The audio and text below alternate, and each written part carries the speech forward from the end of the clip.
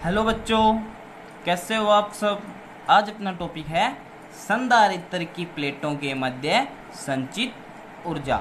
मतलब किसी संधारित्र के प्लेटों के मध्य कितनी ऊर्जा संचित होती है वो अपने को काउंट करनी है। ऊर्जा क्या होती है अपने को पता है, कार्य करने की क्षमता होती है। तो डेफिनेशन क्या बनेगी, किसी संधारित्र को आवेशित करने में किया गया कार्य ही किसी संधारित्र को आवेशित करने में किया गया कार्य प्लेटों के मध्य विद्युत ऊर्जा के रूप में क्या हो जाता है, संचित हो जाता है। मतलब मेरे पास कोई समांतर प्लेट संधारित्र है, उस समांतर प्लेट संधारित्र को आवेशित करने मेरे को जितना कार्य करना पड़ेगा वो कार्य किसके रूप में संचित हो जाएगा अपने पास, विद्युत ऊर्जा के रूप में क्या हो जाएगा, वो कार्य संचित हो जाएगा। अब कैसे अपने समांतर प्लेट संधारित्र को आवेशित करेंगे, ठीक है। तो देखो मेरे पास क्या ये कोई समांतर प्लेट संधारित्र है, बिल्कुल भी आवेशित नहीं है, ठीक है, निरावेशित है जिसको अपने बोलेंगे।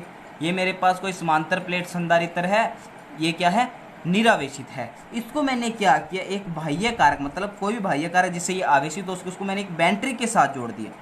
किसके साथ जोड़ दिया, बैटरी के साथ जोड़ने पर क्या होगा, देखो ये प्लस निशान हो गया, ये माइनस।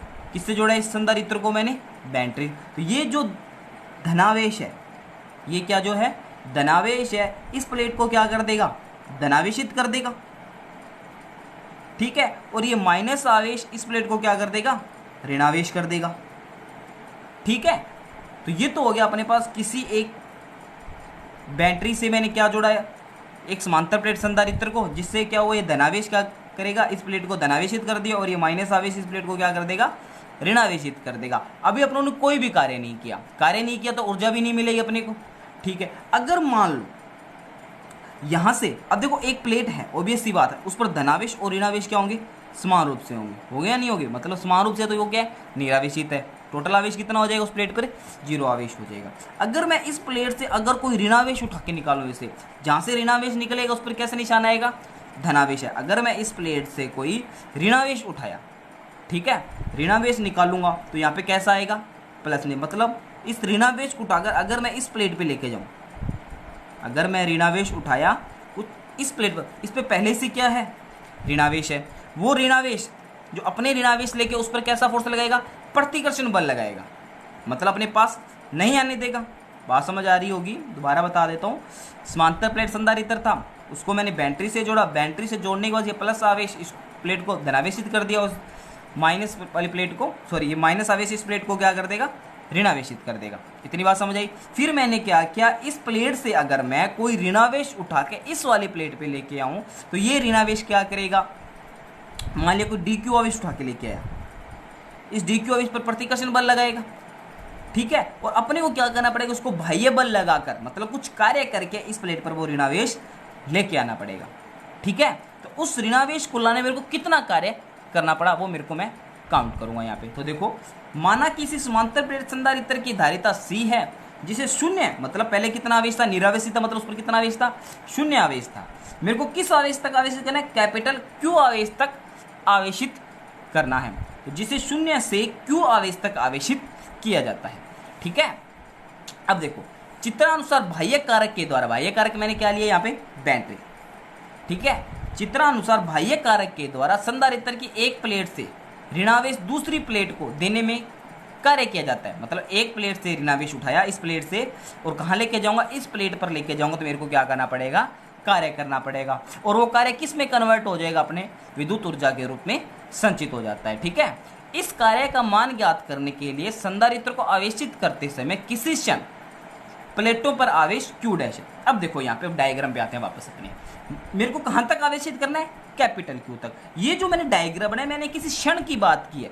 मतलब मान लो किसी संधारित्र को 0 कूलाम से 10 कूलाम आवेश तक क्या करना है, आवेशित करना है। ऐसे तो जैसे आवेश दिया सीधा का सीधा इस पर 10 कूलाम आवेश आएगा, नहीं, पहले मान लो 1 कूलाम आवेश आएगा, फिर 2 कूलाम आवेश आएगा, फिर 3 कूलाम आवेश आएगा। इस प्रकार अपने बात करेंगे। तो किसी क्षण मान लिया इस पर एक प्लेट पर Q डैश आवेश है, दूसरी पर, मतलब दोनों पर आवेश क्या होगा, बराबर होगा। एक पर प्लस Q आवेश होगा, दूसरे पर माइनस Q आवेश होगा, और इन दोनों प्लेटों के बीच मैंने विभवांतर मान लिया कितना है, V डैश है। तो अब आवेश देखो, मैं माइनस Q आवेश किस प्लेट पे लेके जाऊंगा, इस प्लेट से इस प्लेट पे लेके आ रहा हूँ, माइनस Q आवेश, ठीक है।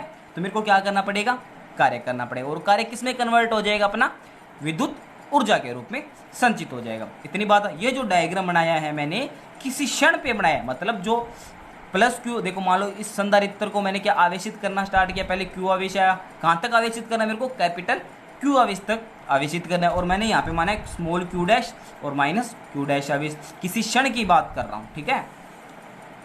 अब देखो संधारित्र को आवेशित करते समय किसी क्षण प्लेटों पर आवेश क्यू डैश है तथा प्लेटों के मध्य विभवांतर वी डैश है, और अपने को पता है कि जो धारिता होती है वो क्या होती है, क्यू बराबर सी वी। क्यू क्या होता है आवेश, सी क्या होता है धारिता, वी क्या होता है विभवांतर। तो यहाँ से विभवांतर का फॉर्मूला क्या बन जाएगा, क्यू अपोन में सी, मतलब किसी प्लेट पर, एक प्लेट पर आवेश का परिमाण अपोन में धारिता।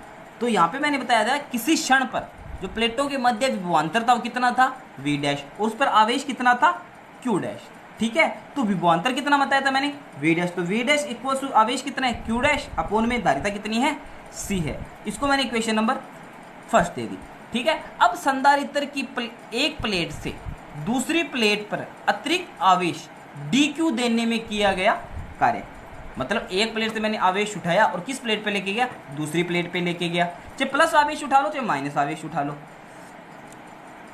ठीक है। तो देखो डी क्यू आवेश देने में किया गया कार्य, तो डी डब्ल्यू बराबर, कार्य बराबर क्या होता है आवेश इंटू में विभवांतर। आवेश कितना लेके आ रहा हूं डी क्यू लेके आ रहा हूं, और विभवांतर कितने प्लेटों के मध्य वी डैश है, ठीक है। बात समझ आई है नहीं, पहले मैं डी क्यू आवेश की बात कर रहा हूं, फिर मैं पूरे आवेश के लिए बात करूंगा। डी क्यू बराबर डी डब्ल्यू बराबर क्या होता है आवेश इंटू में विभवांतर, स्मॉल आवेश है तो कार्य भी क्या हुआ स्मॉल, तो डी क्यू इंटू में वी डैश। समीकरण 1 का मान समीकरण 2 पे रखने पर जो वी डैश का मान था क्यू डैश अपोन में सी, मैंने क्या कर दिया समीकरण 2 में पुट कर दिया, तो डी डब्ल्यू बराबर D Q into Q dash upon में सी, इसको मैंने इक्वेशन नंबर 3 दे दिया, ठीक है। और अपने को जो संधारित्र था उसको कहां तक आवेशित करना था, कैपिटल क्यू आवेश से, कहां से शून्य आवेश से, तो इसलिए संधारित्र को शून्य से कैपिटल क्यू आवेश तक आवेशित करने में किया गया कार्य। ये तो क्या था स्मॉल आवेश के लिए था, कंप्लीट के लिए कार्य मेरे को क्या करना पड़ेगा इंटीग्रेशन करना पड़ेगा। तो समीकरण 3 से मैंने क्या कर दिया, इस समीकरण 3 का इंटीग्रेशन कर दिया, तो मेरे पास क्या आ गया कुल कार्य आ गया।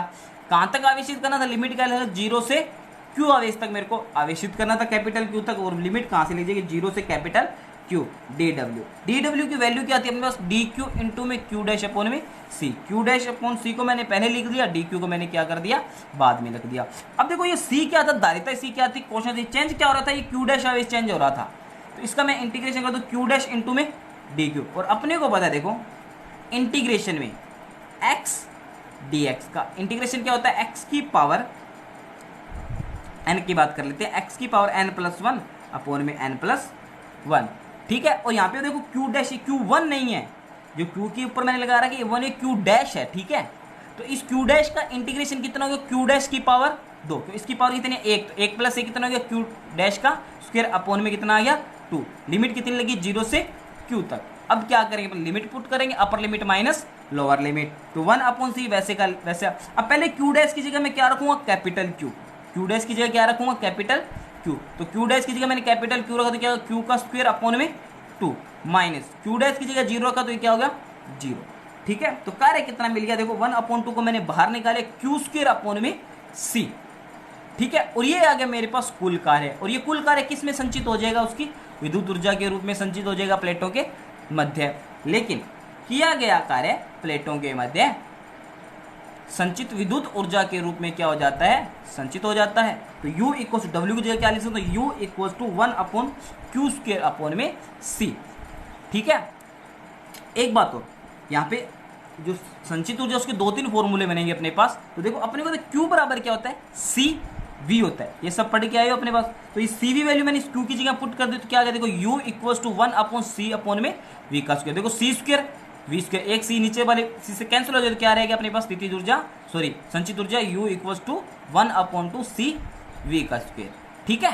इतनी बात समझ आ गई। अब एक बात और देखो यहाँ पे मैं CV का स्क्वायर है, इसको मैं सिर्फ तो लिख सकता हूँ CV इंटू में V, इस V को मैंने तोड़ के लिख लिया 2 भागों में V इंटू V, तो CV इंटू V, तो CV क्या होता है Q, तो U बराबर क्या लिख सकते हैं 1/2 QV, तो ये अपने पास 3 फॉर्मूले प्राप्त होगी संचित ऊर्जा। इन तीनों अगर मैं इकट्ठा लिखूं तो क्या U इक्वल्स टू क्या, पहला फॉर्मूला क्या मिला था 1/q² में C इक्वल्स टू दूसरा क्या था 1/c(v²), तीसरा 1/q(v). ये तीनों फॉर्मूले अपने न्यूमेरिकल में यूज होंगे। तो वहां से वो संचित ऊर्जा के लिए अपने Q की वैल्यू दे देगा या V की वैल्यू दे देगा, तो इस फॉर्मूले से अपने संचित ऊर्जा निकाल सकते हैं, या वो CV की वैल्यू दे देगा, इस फॉर्मूले से अपने संचित ऊर्जा निकाल सकते हैं, या QC की वैल्यू दे देगा, इस फॉर्मूले से अपने संचित ऊर्जा का मान निकाल सकते हैं। तो ये थी मेरे पास कोई समांतर प्लेट संधारित्र की प्लेटों के मध्य संचित ऊर्जा। Thank you.